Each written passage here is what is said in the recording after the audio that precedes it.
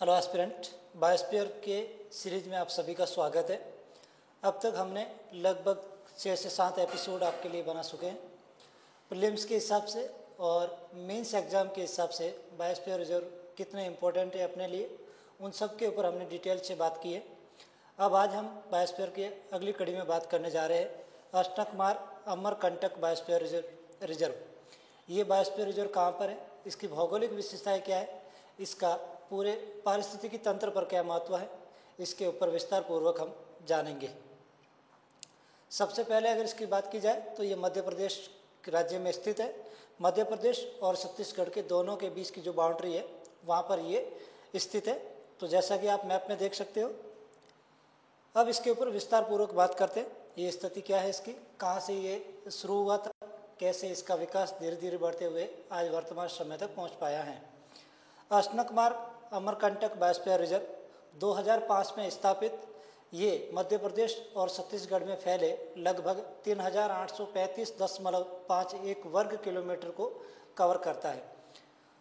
सतपुड़ा और मैकाल पहाड़ियों का ये अभिन्न अंग है जो दक्कन जैव भौगोलिक क्षेत्र का महत्वपूर्ण भाग भी है। इसमें अगर हम बात करें तो उष्णकटिबंधीय नम पर्णपाती और शुष्क पर्णपाती और साल प्रधान जंगल पाए जाते हैं। अमरकंटक में आपको पता होगा तो यहाँ पे एक प्रमुख नदी बहती है जो बहुत ही धार्मिक महत्व रखती है। अमरकंटक से नर्मदा नदी का उद्गम स्थल माना जाता है और इसे एक पवित्र क्षेत्र के रूप में भी मान्यता प्राप्त है।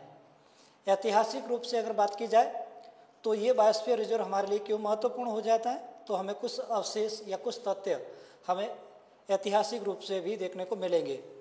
अगर यहाँ पे बात की जाए तो ऐतिहासिक रूप से प्राचीन व्यापार मार्गों का ये एक प्रमुख भाग था और गौंड जनजाति के शासन में रहा।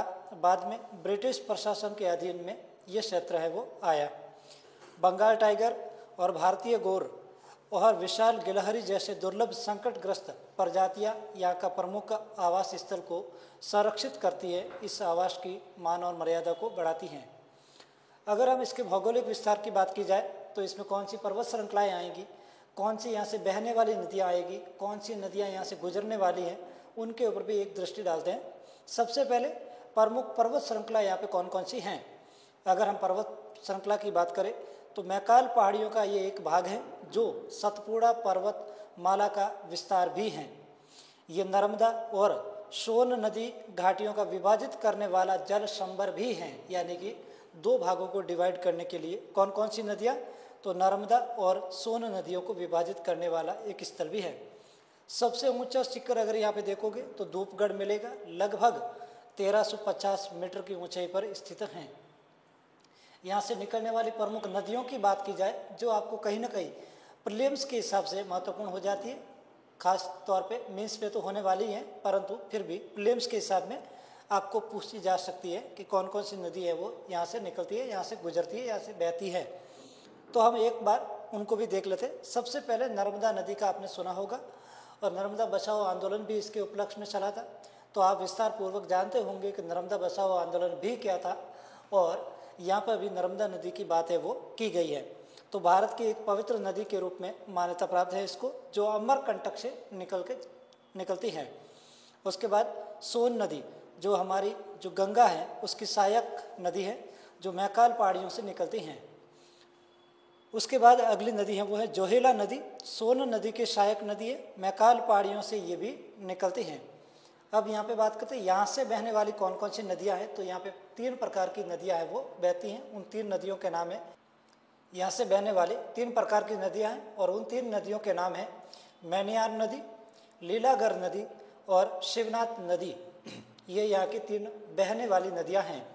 अगर इनकी भौगोलिक अन्य विशेषताओं की बात की जाए तो यह असमतल भूभाग है जिसमें पहाड़ियाँ, पठार, घाटियाँ और घास के मैदान, आर्द्र भूमि, पारिस्थितिकी तंत्र, जैव विविधता का समर्थन प्राप्त करते हैं। पूरे क्षेत्र में कहीं झरने और बारहमासी जल के स्रोत है वो उपलब्ध हैं। अगर जलवायु विशेषता की बात की जाए तो यहाँ पे जलवायु कैसी है और कौन सी वो किस किस स्तर में यहाँ पे पाई जाती है, उनके ऊपर भी एक बात करते हैं। उष्ण कटिबंधीय मानसून जलवायु यहाँ पे पाई जाती है जिसमें 3 प्रमुख ऋतुएं होती है। ऋतुएं आपको पता होगी, गर्मी, मानसून और सर्दी के ऊपर हम बात करने वाले हैं। गर्मी की बात करें तो मार्च से लेकर जून तक, मार्च और जून के बीच में अगर यहाँ का तापमान देखा जाए, औसत तापमान दर्ज किया जाए, देखा जाए तो 25 डिग्री सेल्सियस से लेकर 42 डिग्री सेल्सियस गर्म और शुष्क क्रमानुसार है। मानसून की अगर बात की जाए तो जुलाई से लेकर सितंबर महीने तक यहाँ पे भारी वर्षा होती है और वर्षा की वजह से यहाँ से 1200 से लेकर 1600 मिलीमीटर बरसात है वो यहाँ पे पानी देती हैं। अगर सर्दी की बात की जाए तो नवंबर से लेकर फरवरी तक यहाँ पे 4 डिग्री सेल्सियस से लेकर 25 डिग्री सेल्सियस गर्मी और ठंडी दोनों ऋतुओं में ये टेम्परेचर है वो पाया जाता है। बायोस्फीयर रिजर्व में संरक्षित क्षेत्र कौन कौन से आते हैं, एक नज़र उनके ऊपर भी देखते हैं।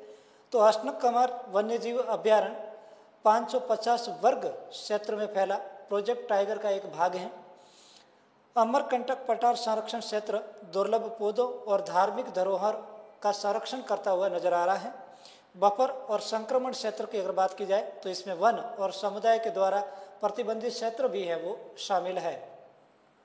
बायोस्फीयर रिजर्व की अगर वनस्पति की बात की जाए तो यहाँ पे प्रमुख वनस्पति है वो पाई जाती हैं। सबसे पहले बात करते हैं शाल, ये सबसे अधिक पाई जाने वाली प्रजाति है। दूसरे नंबर पर सागौन, ये कुछ क्षेत्रों में पाया जाने वाला एक वृक्ष है। उसके बाद बात करते हैं महुआ, मध्य प्रदेश जाना जाता है महुआ की वजह से भी, तो ये जनजातीय समुदायों के लिए अत्यंत महत्वपूर्ण है। उसके बाद बांस पूरे जंगल में फैला हुआ क्षेत्र भी पाया जाता है। अगर यहाँ पे औषधि की बात की जाए तो आप लोगों ने सुना होगा जो सबसे ताकतवर औषधि है जिसको अपनी बॉडी के लिए जो एनर्जी मिलती है वो औषधि यहाँ पे मिलती है, जैसे अश्वगंधा, आपने नाम जरूर सुना होगा, सफ़ेद मूसली, उसके बाद कालमेघ और इसके जैसी अन्य 1500 से अधिक वनस्पति प्रजातियाँ यहाँ पे पाई जाती है जो कहीं ना कहीं हमारी मेडिकल साइंस के लिए महत्वपूर्ण हो जाती हैं, हमारी औषधि के लिए महत्वपूर्ण होती हैं। बायोस्फीयर रिजर्व के अगर जीव जंतुओं की बात की जाए तो यहाँ पे कौन कौन से जीव जंतु पाए जाते हैं उसमें भी हम बात करेंगे। स्तनधारी कौन से पाए जाते हैं, पक्षी कौन से पाए जाते हैं और उसके बाद सरीसृप कौन से पाए जाते हैं। सबसे पहले बात करते हैं स्तनधारी। स्तनधारी यहाँ पे कौन कौन से पाए जाते हैं, सबसे पहले बंगाल टाइगर, उसके बाद भारतीय गौर, उसके बाद तेंदुआ, उसके बाद जंगली सुअर, उसके बाद शीतल।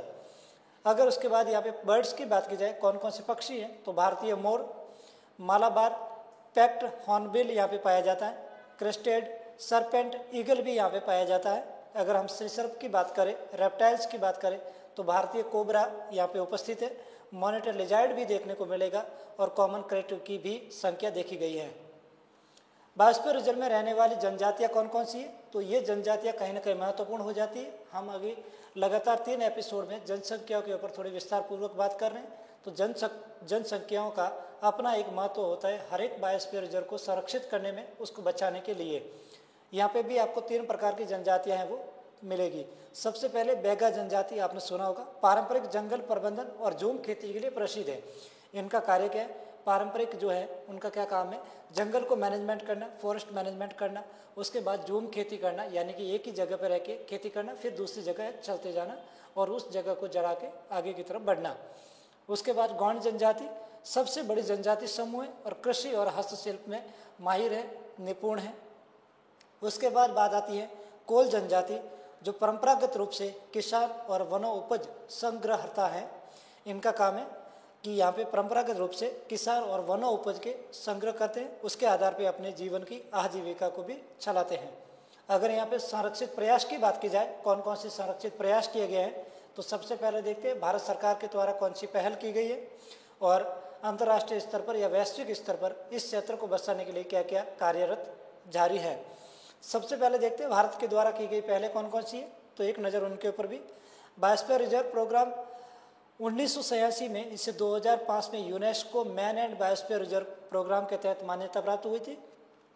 प्रोजेक्ट टाइगर भी यहाँ पे देखने को मिलेगा। अशोककुमार वन्यजीव अभ्यारण्य को टाइगर रिजर्व घोषित किया गया था। उसके बाद संयुक्त वन प्रबंधन यानी कि जॉइंट फॉरेस्ट मैनेजमेंट स्थानीय समुदायों की भागीदारी से इस संरक्षित एरिया को और बढ़ाया गया है। राष्ट्रीय वनीकरण कार्यक्रम भी यहाँ पे चल रहा है और इनका प्रमुख कार्य है वन बहाली पर केंद्रित, यानी कि इन वन को संरक्षित करना, इस वन की गरिमा को बनाए रखना। अगर वैश्विक स्तर की बात की जाए तो यूनेस्को का MAB यानी कि मैन एंड बायोस्फीयर कार्यक्रम पारिस्थितिकी तंत्र और उसके महत्व को मान्यता प्राप्त करता है। जैव विविधता और जैव विविधता संधि की बात की जाए, यानी कि CBD, सतत जैव विविधता उपयोग को सुनिश्चित करता है। उसके बाद IUCN पहल इसे वैश्विक संरक्षण चुनौतियों में भी शामिल किया गया है। तो आज के आपके सामने था अशनककुमार अमरकंटक बायोस्फीयर रिजर्व, जो मध्य प्रदेश में स्थित है। मध्य प्रदेश और छत्तीसगढ़ दोनों के बीच में स्थित है। इस बायोस्फीयर रिजर्व की क्या क्या खासियत रही हमारे लिए, हमने वो जानी। इस बायोस्फीयर से कौन से प्रीलिम्स से प्रश्न आ सकते हैं, उसका जो इम्पोर्टेंट डाटा था वो हमने आपके समक्ष रखा। आप सभी से अनुरोध है कि ज़्यादा से ज़्यादा सपोर्ट करें और लोगों तक इस बात को पहुंचाया जाए, ताकि उनकी स्टडी को सही गुणवत्ता युक्त मटेरियल मिले, उनको सही गाइडेंस मिले।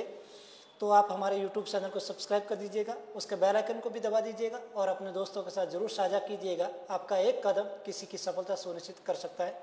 धन्यवाद।